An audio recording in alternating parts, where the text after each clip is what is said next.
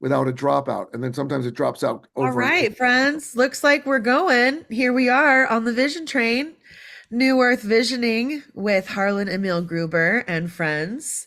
This is our first one that we've had in 2024, but we had one. I think we had like four at the end of last year, so it's really great to be back in this space and be able to continue with this discussion. Welcome, Harlan.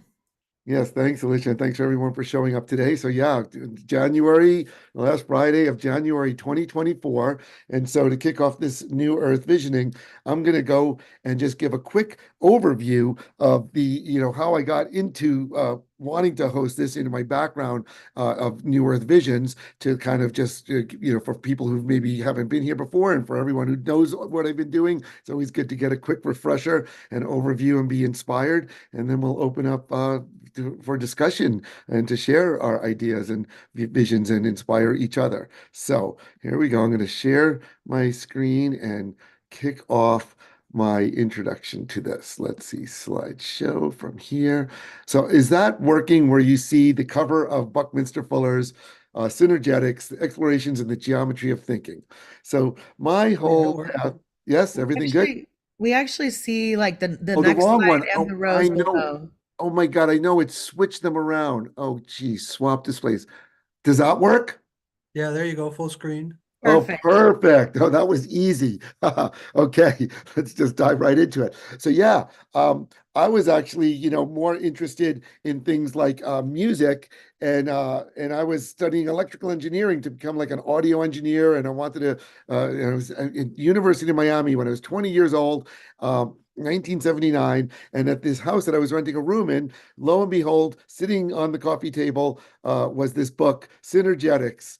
And I picked it up and I was immediately enthralled by it. And of course, from the book, synergy means behavior of whole systems unprecedented by the behavior of their parts taken separately. And then synergetics, and these are words that Buckminster Fuller actually, coined. Synergetics geometry embraces all the qualities of experience, all aspects of being. It involves geometric modeling, exploring interrelationships in the facts of experience and the process of thinking. Synergetics endeavors to identify and understand the methods that nature actually uses in coordinating universe, both physically and metaphysically. Now, that's a definition from the book, and that's actually some of the more easily understandable language that he uses. He actually, it's quite a complex and dense book, but overall, he's just, Buckminster Fuller, and of course, he's most famous for why is, let me see if I can get. Oh, there we go. Yeah, I went too far ahead. His most famous quote: "You never change things by fighting the existing reality. To change something, build a new model that makes the existing model obsolete." And of course, it's now highly feasible to take care of everybody on Earth at a higher standard of living than any have ever known. It no longer has to be you or me. Selfishness is unnecessary. War is obsolete. It's a matter of converting from the high technology from weaponry to livingry. So he was very much interested in a very practical, down to earth, scientific way, like the design science is what a term he coined or used, to be able to transition from the way humans are currently inhabiting the earth, that's quite detrimental to many other things on the earth and many people, to one where everyone lives in the most highly sustainable and way that benefits everyone. So that is what set me on my path. So then shortly thereafter, I moved to New York City, and I went into a gallery that had these incredible drawings wrapping around the entire gallery. This is an excerpt from one of Paolo Solari's scroll drawings, where he would just take the big long rolls of paper that architects use, and instead of cutting off pieces of it, he would just keep drawing and drawing and drawing these visions of what he called arcologies. Architecture and ecology integrated together into three-dimensional uh, sustainable cities that remove all cars and roads and makes for one giant three-dimensionally integrated urban environment. And he used the term complexity miniaturization, where human culture. Humans tend to move into cities where we're in very urban environments. But even in actuality, like New York City, one of the densest cities in the United States, most of the space is given over to cars and streets. And then we have these very tall buildings, but they're all separate, and you can't just go into any of these buildings. So he wrote a book which I bought at that time. And the book was is titled Arcology: City in the Image of Man. And you see on the cover is a cross section through one of these megastructure cities, where none of these arcologies have ever been built, even though he thought about this so long ago. But the so there's never been completely thought out or implemented. But like I said, the idea is that the whole city is like a living organism that's laid out, and humans inhabiting it. So the book, is comprised of half of these of the first half is all these flow diagrams where he's thinking about how humans interact with the earth, and explains it in these little captions under these flow diagrams. And then you see the second half of the book are images of these huge megastructure cities. You could see in that image, one of them is spanning a river canyon, and he always shows a little Empire State Building on the side to give you the sense of scale. The Empire State Building, was the tallest building at the time when the book was written, and it's a little over 1,000 feet high, to get a sense of scale. So, prompted by both of these visions of Buckminster Fuller and Paolo Solari, I enrolled in Parsons School of Design to further my studies of how we can build these, appropriate, ecologically integrated way of living in with the earth that benefits all life. And the most important, let's see, where am I? Here we go. Wait, I went too far. And so fortunately, this book was out of print until I think 2004, but it was a book written by this German expressionist architect, Bruno Taut, right after World War One. And it's extremely advanced. As you can see on the cover of the book is one of the last plates from the book, where he's shows like this crazy, like atom-like drawing. It's hard to even understand what's going on there. But then you see the other side, these amazing crystal cities on mountaintops. And a lot of the drawings are just in black and white. But again, more of these crystal cities adorning mountaintops or in canyons with water flowing through it. And you see that's rainbows coming over the city, and they're built directly into the mountains. So he had this vision of humans integrating into nature seamlessly, where we go into what would normally be inaccessible places to live and turn them into places we would live, but for the benefit of all life, as humans being like the spiritual organs of the earth. And here's one more color diagram and with some of his manifesto. So this, like I say, was 1919, this book came out, and he, proclaiming that we should all live together in spiritual harmony with all life to beautify the earth. So, in my studies at Parsons, this was completely sidetracked. We were only learning like normal Corbusier, Mies van der Rohe, very, normal architecture, building skyscrapers and things like that. And no one was talking about these ecologically integrated visions. So I had to dig deep, and I came across the work of architect Glenn Small, who actually founded the Southern California Institute of Architecture. And these are these visions he had. On one side is what he called the vertical city, that then morphed into a more complete vision of the biomorphic biosphere. So you can find out all about the biomorphic biosphere in the interview I did with Glenn just last year that's on my YouTube channel. So as you can see, though, it's this incredible, like kind of based on Buckminster Fuller's idea of tensegrity, and just a fantastic vision where we build three-dimensionally upwards, the same idea as Paolo Solari, but he was a contemporary of Paolo Solari's. He came up with these ideas at the same time in the 60s and 70s that Paolo was working on his visions of arcology. So now we're going to jump up into more contemporary times.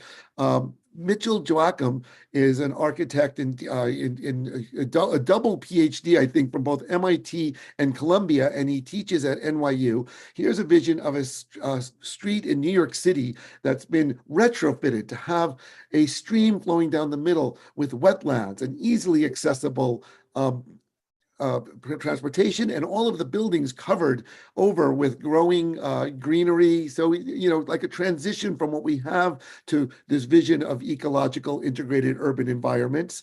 And then Vincent Calabet is a Belgian architect. He's practicing out of France at this time, and he's actually built a few buildings but mostly he has these visions.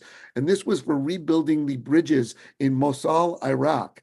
After we destroyed them all in the Iraq War, and this is a vision of building using flying 3D aerial drones. But as you could see, the whole thing ends up looking like mountains with waterfalls flowing off of the bridge. And here's a view inside. So even though he's building with a very simple arched cubicle building block, the whole thing ends up looking very natural, very inspiring. So with these and others that I document in my book that inspire me, I came up with my idea for this city that grows over time, the 12 spiral city. It's based on this book and diagram that John Michel wrote, The Dimensions of Paradise, and it's called the New Jerusalem or Heavenly City Plan.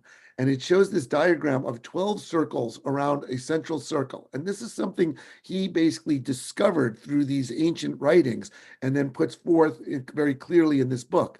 And along with this two-dimensional diagram of this heavenly city and this concept of a urban spiral hierarchy by the architect Anne Griswold Ting, also developed in 1969, I combined these two ideas into this project that I'm still working on and developing. And these are like these very crude computer images that I had a friend help me make. So the buildings all look very blocky. But the idea is that we build this infrastructure of spiraling ramps that we can then build our very organic houses on slowly over time in these 12 spirals. So here's like an overview, and each spiral is 144 feet as it comes around, and each of those circles are 2,160 feet in diameter. And the fact that we use feet and miles is something that John Michel goes into detail of units of measurement, and I'm a big proponent of that they're more harmonically related to the nature of the universe and the earth than the kilometer and metric system that divorces us from this actual nature. So here's a little ground view. So overall, the city would only be about 1,700 feet, 144 times 12 if we go up 12 levels, but that's when it ultimately finishes growing. We would just be starting off. And the fact that it's got 12 spirals is that cities normally segregate with like, and certain people want to live in certain neighborhoods with other like people. So this would naturally allow for that selection to live in the spiral that you are drawn to, that have certain focuses or certain natural, divisions, as we see in any city. Like I lived in New York City, and it was divided up into different sections, like, or even villages. I lived near the East Village because that was the type of people and style I like. But then there are the people who lived in the Upper East Side, Upper West Side, and like the Wall Street is where all the bankers and lawyers would work. So anyway, that's my vision of it. Here's an interior view. And so I'm still working on wanting to make virtual reality models of this that would be able for people to interact together. And so now we're going to jump into my last concept that I'm working on, which is just a more down-to-earth way of how would we just go and start to build new towns and villages instead of a whole giant megastructure city, of integrating land and water in the most life-enhancing, conscious, spiritual way. And a key thing that I've never shown in any of my slideshows yet, and I just went and grabbed, is the inspiration of this incredible Austrian future scientist, Victor Schauberger. So here you see this crazy diagram, which I'm not going to dive too much into, but you see these spiraling flow charts. So Victor Schauberger lived in Austria before World War I, and he was a steward of a primeval forest that belonged to one of the royalty, and it had never been developed. And he would go into the forest and see how the streams flowed, and he learned from nature. Like his whole philosophy was to imitate and work with nature. And he understood that the way the water was flowing, and he actually, what you see in the very center is this machine he developed that used his principles of negentropy or syntropy as opposed to entropy. All of our current Western civilization works on like internal combustion engines of burning, which is things dying and burning and exploding.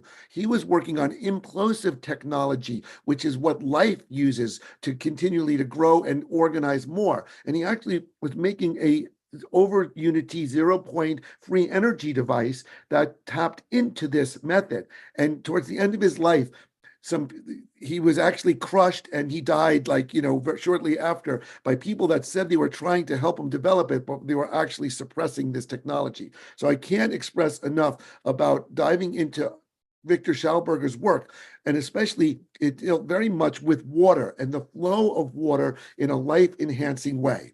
So, of course, humans have been working in aquaforming for thousands and thousands of years, such as these ancient rice terraces that were built thousands of years ago in Asia, where these are normally inaccessible and uninhabitable areas of land because they're so steep. And by terracing them and bringing in water, they become integrated into our human society. And of course, in modern times, we build dams and make lakes. And I really like this picture of a lake because most reservoirs are usually kept separate from being inhabited. But here we see a reservoir with a huge amount of edge all around it, which is a permaculture technique that if you build a pond or water, you don't just make a round one, but you make it with as much edge as possible because that's the interface of land and water, just like in your lungs, where the air comes in to be integrated into your system, it has a huge amount of edge. And you see, of course, traditional suburban development in this one, but in my vision of terraquaforming, it would be a much more magical way. But one of the ideas I like about this is that you could actually live on a houseboat and have the land left open. And then if you wanted to move somewhere else, you could just move your houseboat to another part of the lake and live with other people. Here we see one of these ancient star forts in Netherlands that has been retrofitted into this little village. And I just love all the different waterways shown here. But also in the Netherlands, which of course, very low lying, so they have a lot of water to deal with, is this little village where they have no roads for cars, only waterways that people can move about in boats or pedestrian walkways. And I'm going to end this with, of course, this is a depiction of how Plato described the ancient city of Atlantis as being concentric circles of land and water. So I really feel like the integration, and there's so many other examples, like Tiwanaku in Bolivia had an extensive canal system to be able to, for the ancient people to live there, or an Angkor Wat is also another one of these. So that ends my presentation. Hopefully that gets you up to speed on my overview of, how and what I'm, how I got into this and what I'm thinking about to move ahead with that. So I'll stop my share, and took maybe a few minutes longer, but we still have plenty of time to open the floor to discussion. So that's what we're here for the next 40 or so, 35 minutes until we close today's session. So who would like to jump in, comment, respond, add their visions? It's so quiet out here. I decided to jump in. We have so many creative minds here. For those who don't know me, I'm Fernando Volsa, a biofuturist, and a big fan of Harlan's wonderful work. And Harlan, were you able to give me screen sharing? I wanted to share a couple of images. Oh, let's see. If I'm not, Alicia will. Everybody should have the ability, the green button on the bottom. Do you see it? Oh, okay. I'm going to put in the chat a link to the talk that Harlan and I had on the Portal to Ascension website, because that'll give you an in-depth visionary multi-dimensional journey into a brand new language that expands on all of these giants that Harlan has been sharing. I would add to that Walter Russell.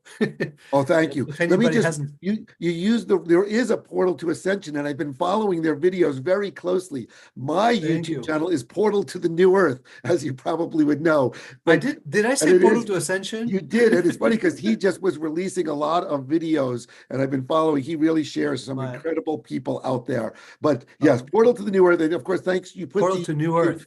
You put it in there so it'll be easy for people to Yes. click and watch our So- interview. And then please subscribe and check out my other interviews. Like I said, the biomorphic biosphere one with Len Small is a good one, but definitely watch the one with Fernando. Your channel, Go Harlan, ahead, Fernando. Sorry to has so interrupt. many jewels in it, so many golden nuggets in that channel. So I recommend people go check it out. What I wanted to share today is that I'm relocating from the mainland in the US to Hawaii, the Hilo side of Hawaii. And the vision is to create a Volsahedron dome, which what that link I sent you will tell you more about that. It's a structure I've been researching and prototyping for over a decade. I was asking, how could we design an architecture that amplified consciousness as a teleportation device, as a time machine, You know, the same kind of George Van Tassel Integratron kind of approach.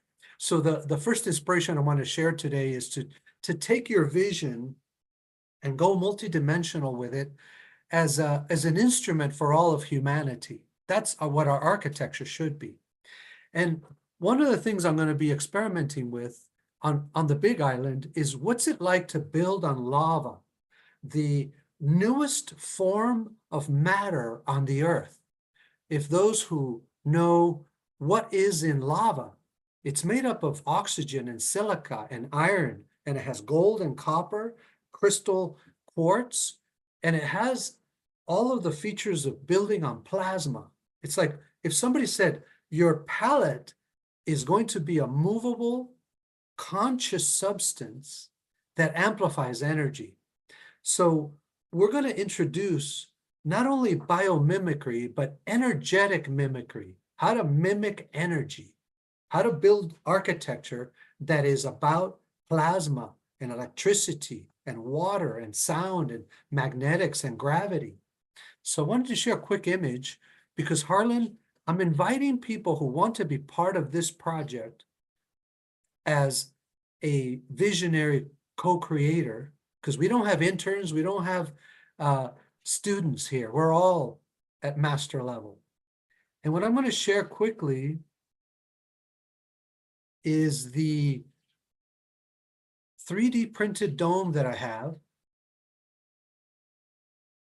that's made out of plastic. And I'm making on cardboard a sketch of the footprint that has 12 points, that has a lot to do with what Harlan was sharing. And now I'm starting to build a bamboo scale model of it. So looking at the major arches, there's 12 major arches to this project.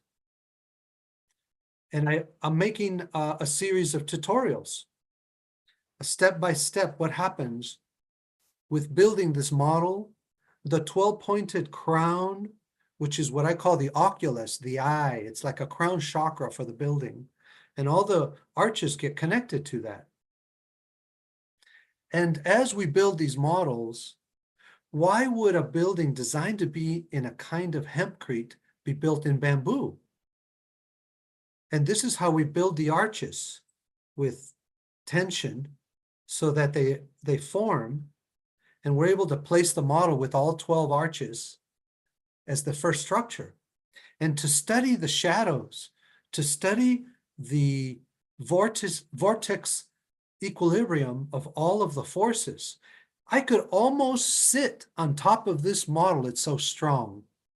And we're talking about an architecture designed for Category 5 hurricanes, 200-mile-an-hour winds, Category 8 earthquakes.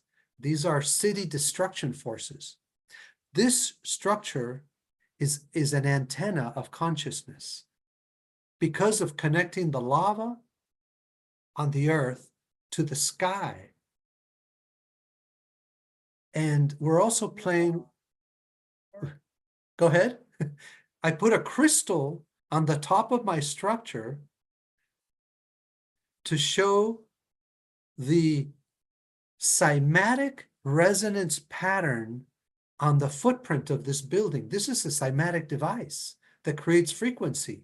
So when you meditate, tone, when you sing, when you cook, it structures water. It inverts the polarity of your cells so that your immune system gets bumped up. So have you ever heard of an architect building energetic mimicry architecture that starts bending time? So anyway, I'll stop the share. Oh, here's a picture of what it's like to build on this lava. This is one of the structures that's already been built on these properties. And we're talking about lava that just flowed in 2018 was the last lava flow. So I'm going to stop the share here. Thank you for that. So I'm inviting people in this forum in our vision train who would like to come to Hawaii at some point, do retreats, and have a living experience. And this whole project now is called Design a Home as a Time Machine. I've researched time travel. I've been to labs from Black projects that do inverse gravity, teleportation testing, free energy devices, and time control. It's a real thing. How could we bring this to architecture to benefit humanity? So this is what I wanted to share today. Wow, thanks, Fernando. I'm so excited. And the fact that now you're in Hawaii and the energy there, and like what you shared about the lava, which is very interesting. Yeah. I mean, it's so true. The materials that we work with, you know, are very significant. We take it for granted, but yeah, one of the things I didn't mention was that Mitchell Joachim has that concept of the fab tree hab of growing houses with just using trees. Like, why do we cut a tree down when we can chop it up into pieces and then put it back together into the house? Let's just grow it directly. But just, that's, of course, trees are obviously growing things, but to understand, like you said, the nature of lava, that's also something the earth is producing. It's like the newest rocks that the earth is creating, and those principles and properties you shared, that was pretty profound for sure. Thank you. Yeah. Well, I'm so glad you're here today, and I'm wondering if anyone else wants to jump in. And so one of the things I also like, and it's almost like a question. So here is what I pose to everyone who's here today. If you just wanted to come off mute and talk about what it looks like and what it feels like to be living in one of these future eco villages, eco cities, what your house looks like, what your yard looks like, what walking into the communal, urban areas looks like, feels like, just to describe it in words, by putting it out there in words of talking about it, is for us all to hear, is something I invite anyone to just share that. You just talk about just as if it was there. Like, I'm sure you are all dreaming of this. And like, here I live in this town of Yucca Valley next to Joshua Tree, and it's so far removed from my ideal vision. And since I've already spoken so much about my ideas, I'm not going to kick it off with that. I would prefer for someone else to just like talk about what it would look like living in one of these eco villages. So, anyone,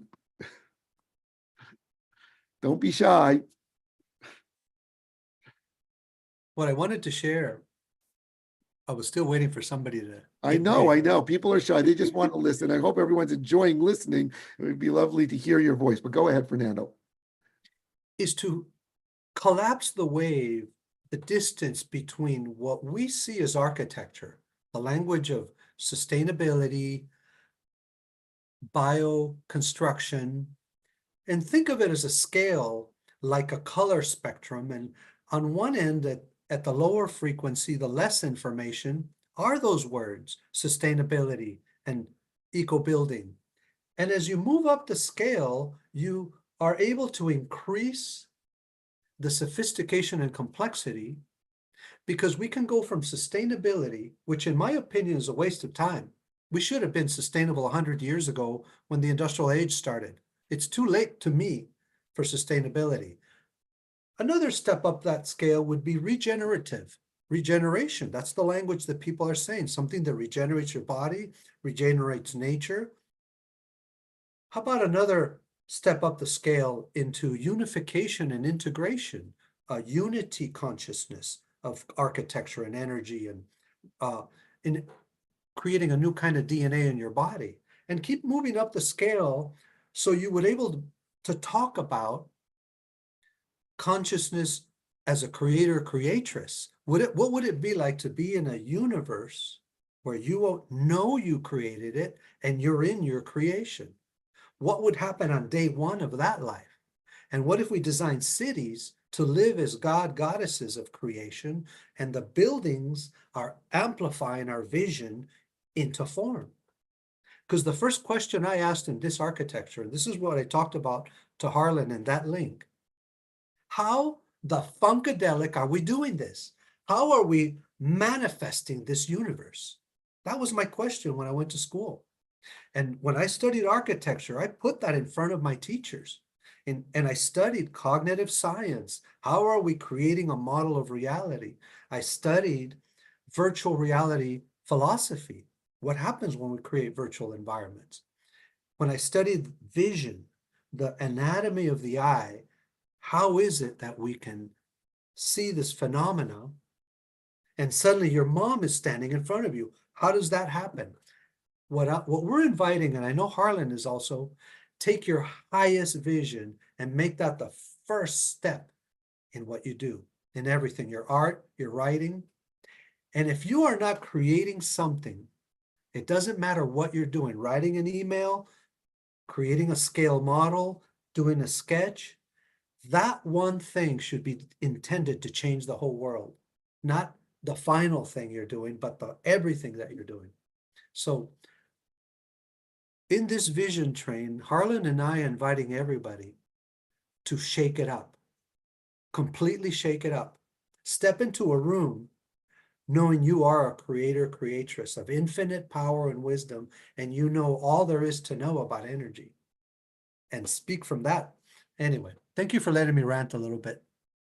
Oh, no, that was great. And my internet was dropping out a couple of times. So I didn't catch everything you said, but hopefully my internet didn't drop out when I was on my whole presentation. No, it And I'm didn't. glad you were here to fill it in and hopefully it's going to stay on for the rest of today, because that was really great, Fernando. This It is, is, don't even waste your yeah, time yeah. And yeah, with paradigms that no longer serve us. And sustainability to me is a waste of time. right. Nature is not sustainable. It doesn't even care about that, in my opinion. It's about thriving, infinite presence. So It's a and you threw out earlier, I never dove too deep into Walter Russell's work, an incredible future scientist, so worthy into exploring and understanding. But then a yeah. few other people popped into mind that are more contemporary right now. There's Dan Winter. And Dan Oh, Winter Dr. is this Dan Winter. incredible physicist, but he talks about everything, about how life and gravity and sacred geometry, but he does talk about architecture, and he talks about it being fractal in nature, and that we would, because something you said made me think of this whole fractality of it, that you start, in little things in your space, and then your house, and then the whole village and the city all is fractally related. And he also talks about how to use materials that are in harmony with the way the universe works. Right. And there are certain And other Dr. materials like Winter, metal buildings which shield us from the natural energies. So to work with materials that are connected to nature. So Dan Winter is a big one. and he And has a book on bioarchitecture on Amazon, written by a colleague, Arturo Ponce de Leon. They wrote a book on bioarchitecture right, that's what together. Dan Winter's term is, bioarchitecture, how architecture relates to life, just like I was talking about these ideas of the arcologies being living cities. But then another incredible contemporary scientist that I've been listening to quite a bit lately is Dan Willis. Dan Willis worked very closely with Marcel Vogel.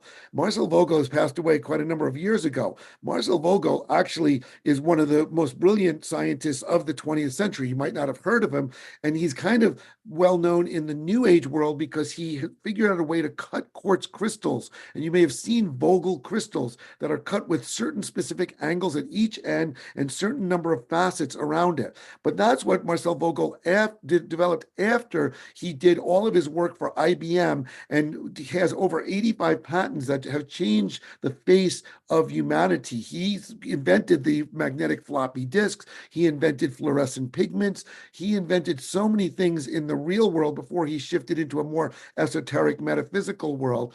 Dan Willis worked very closely with Marcel before passing away. And now Dan is doing a lot of teaching at this time, accessible online. So, and he just recently, just a day ago, put out this 20-minute video. It's actually 22 minutes and 22 seconds. The first half of it is he's lets his friend Ilana Danan, this is very new age, metaphysical, out there stuff, where she speaks a bit. But then for the second half of this, and I'm going to put it in the chat because it was really profound. He comes back on. He starts to explain, some of these connections to these, otherworldly influences are part of our history on Earth.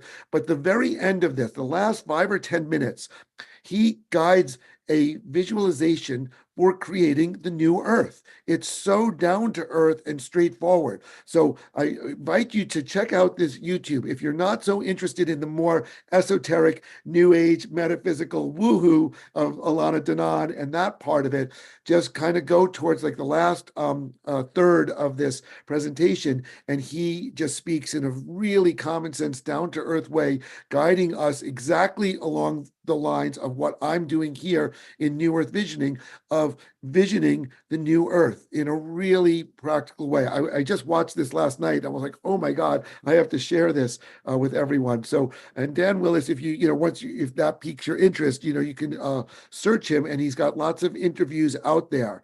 And he's really doing some incredible work of integrating this, basically future science. Like all of these people, starting with Victor Schauberger, we mentioned, and Walter Russell, they are brilliant scientists, but their understandings go beyond our 3D academic acknowledged way that we're functioning right now in consensus reality. So their science is like hundreds of years advanced, but it's real science. It's not like they are coming up with just crazy ideas. They're tapping into the underlying way that the universe operates and explaining it in very clear scientific terms. So, I have a couple of Walter Russell images just to share. yeah, why don't you? Yeah, And I we wanted still have to, a good bit of time, and so why don't you take over and share? Yeah, it's unbelievable, right? Walter Russell and Victor Schauberger lived in a time of organic intelligence, not artificial intelligence. And they were able to tap in. And some of these are highly detailed images, so I know you can't see them on a small, tiny screen. This is this periodic table of elements before we had a full table of elements. And I'm going to rush right into some of his actual sketches. These are all him and his wife's work.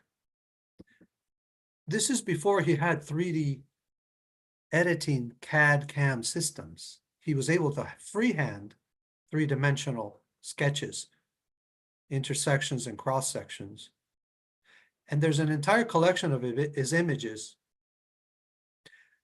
And I'm a big fan right now of organic intelligence. When we talk about artificial intelligence being a tool in architecture, I love the experimentation that we can do. I'm going to stop the share. Just wanted to do a That quick was inspiration. so inspiring. Thank you. Organic, I wanted to share a thesis there that natural organic intelligence, accessing with your body as the instrument, not a computer, not a scientific tool like a telescope or a microscope or an MRI or any millions. We have instruments now that can image crystals, Vogel crystals, with an X-ray laser beam and show the molecular construction of it. But for me, it's important to know that all of that is accessible in our bodies. Our bodies can examine the universe. Our bodies have the capability to time travel and teleport and be able to entangle quantumly. And this is knowledge that people who were in civilizations who built cities like Angkor Wat that I've been to, and Teotihuacan, Mexico, and Machu Picchu, and I've been to hundreds of sites around the world as a cosmic archaeologist, touching these monoliths, communing and meditating in these spaces. So to me, it's not metaphysical, spiritual woo-woo. I never reduce it to that. It is the true science to me. It's more interesting to me than the physics and math we teach in school today. So when these computers go away, and they will, these laptops and these cell phones are going to go away in our lifetime. We're not going to be able to see them anymore. They're going to be nanotechnology integrated into the air and the water, and some of it may be good or not. It's important to have extreme discernment. Could you tell the difference between analog and digital? Do you know the difference between false light generated by a light bulb or a screen and organic light from a living body like a star or a bioluminescent creature. And our architecture, our cities should be instruments of organic intelligence. Because the only way we're going to do this, travel the stars, meet our galactic family, be able to commune with nature, it won't be with AI directly, in my opinion. And I am an AI expert. I came from that world. So I'm sharing this because our architecture, our buildings, our domes, just like what Harlan's been doing with transportals, should be instruments to amplify inner space, to explore this infinity, and be able to psychedelically travel with our house, with our kitchen, with our garden. Those should be the psychedelics. So I wanted to share a little bit of that. I would love to see a whole young generation take over and create this vocabulary times a million. Yep. Oh my God. Thanks, Fernando.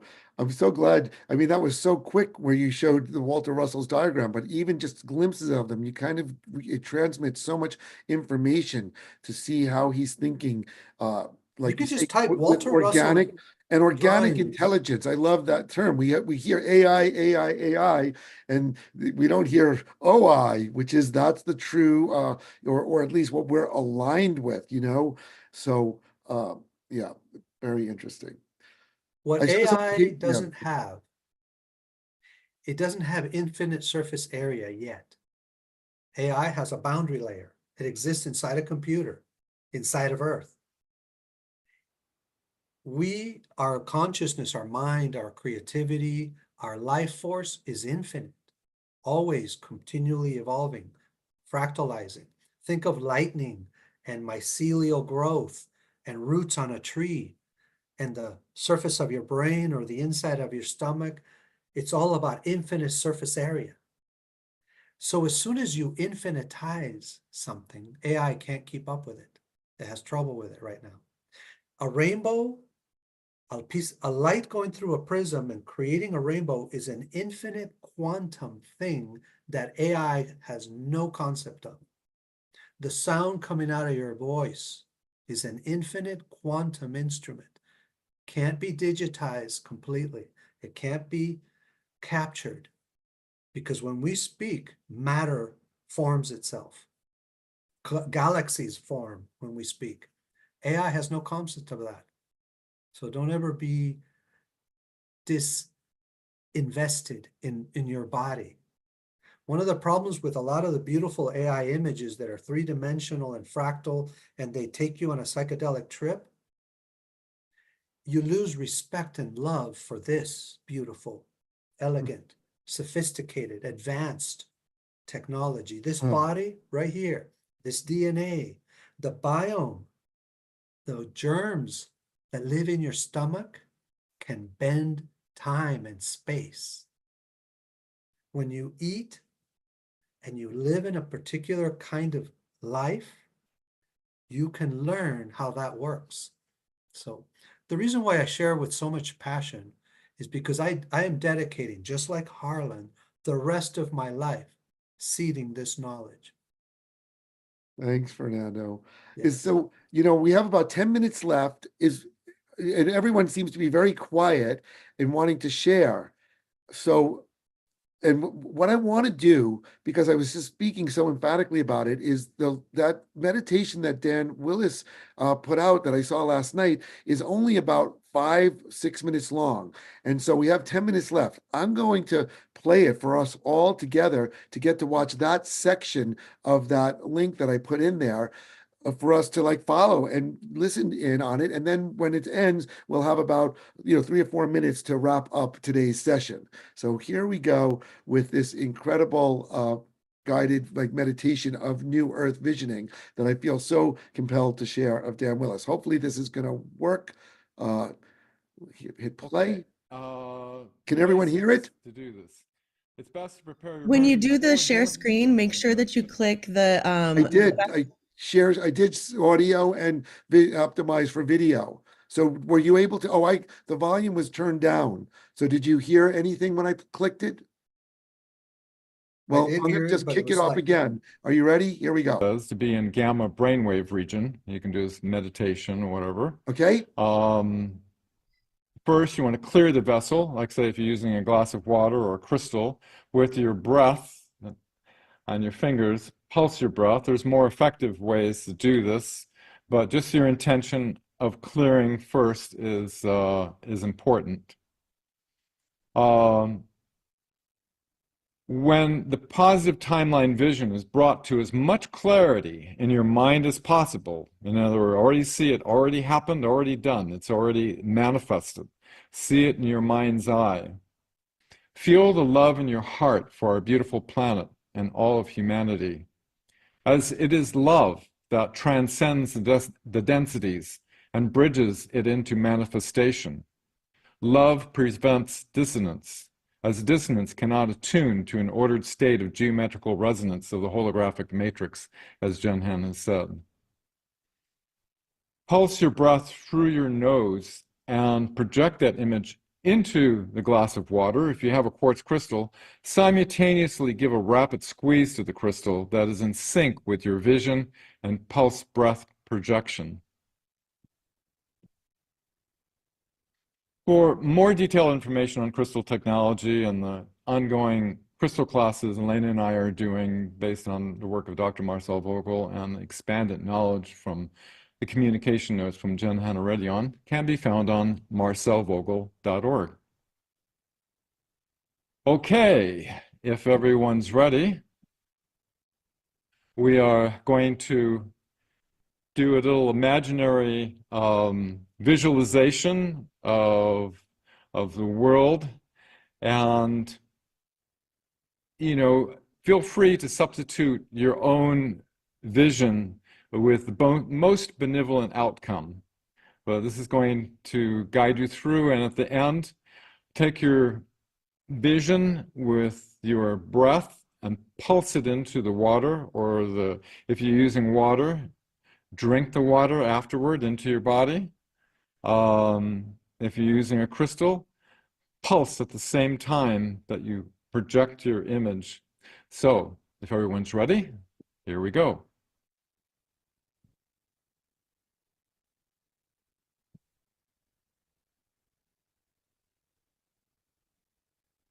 A beautiful new world is now realized on planet Earth. All the dark criminal elements that have been doing crimes against humanity have been identified and are brought to justice, where they can no longer detrimentally affect the billions of lives on Earth ever again. Across the planet, there is great joy and celebration for the liberation of Earth from these dark elements.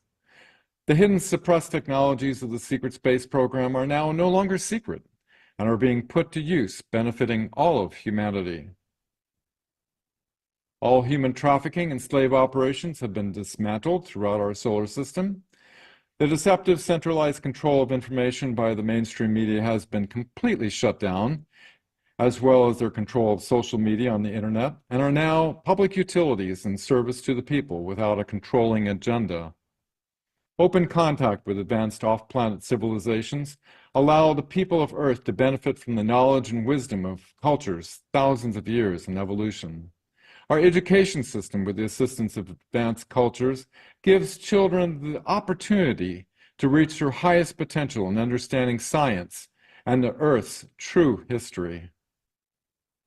The corrupt medical and pharmaceutical corporations that operate for profit are totally replaced with the release of advanced holographic medical technologies, alleviating all suffering from sickness and disease. Lifespans can now be realized into the hundreds of years. Overpopulation is not a concern, with remote areas now able to be inhabitable, as well as off-planet locations. All obsolete, dangerous technologies of nuclear, oil, and coal have been replaced with clean, zero-point energy systems. Replicator systems can now create anything to be formed out of the holographic matrix. The basic necessities of water, food, and shelter are now available to everyone, eliminating homelessness. A new quantum financial system replaces our easily corruptible monetary system. A new quantum communication system, utilizing the principles of quantum entanglement, replaces the distance-limited and biologically harmful electromagnetic communication systems. A quantum internet allowing instantaneous, secure access to greater data from any location. Anti-gravity and teleportation systems replace all obsolete transportation systems. The oceans are cleared of radiation and toxic to life waste. Weather engineering is no longer used as a warfare tool. Our planet is now being renewed with technology that works in harmony with nature. Humanity now directs its attention to spiritually evolving rather than simply surviving. Children, now studying through a vast library depository of knowledge, can look back through history at the tremendous challenges that the people of Earth faced that has brought them to today's world. They vowed to never allow this to ever happen again to their beloved planet, and are filled with gratitude to all those who contributed to the beautiful new world they now experience. Now, imprint your vision now by pulsing your breath, and it is so. Thank you, everyone. Well, I know it was a little esoteric, but I felt that that was a good way to wrap up today's New Earth visioning. If anyone, now we still have a few minutes left. We're going to go right to 11, so there's 2 minutes.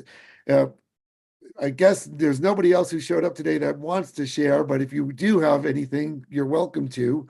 Otherwise, I'm just grateful for everyone who did come. Alicia, maybe you want to wrap things up for today's New Earth visioning. Well, I just wanted to share that I think that these kinds of visualizations are incredibly powerful because they can really plant the seed of future plans that people can create on their own and together in community, ideally.